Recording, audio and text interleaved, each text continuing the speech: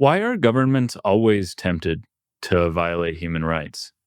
Because it's a way to get things that they want. I mean, often it's just a matter of staying in power. In the case of, Kagame, the Rwandan president in Eastern Congo, he wants the mineral wealth the Eastern Congo has. Rwanda doesn't have that.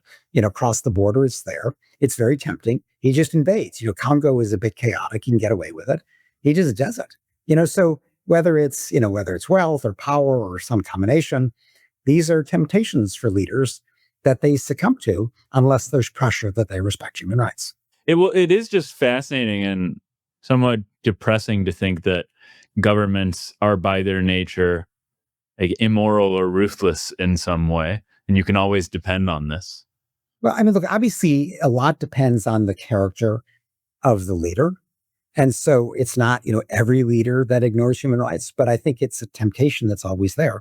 And we're seeing this in Trump. Trump is just breaching not only norms, but also laws that protect rights of Americans and people around the world. And he could care less, as a way of pursuing his autocratic vision.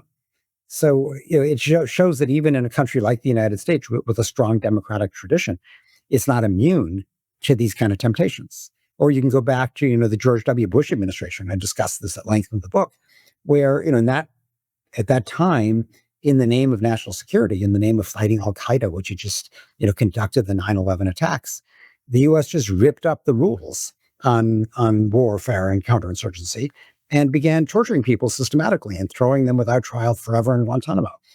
And so, I think we have to recognize that even within the United States, this temptation to violate human rights is very much there. And of course, you see this around the world as well.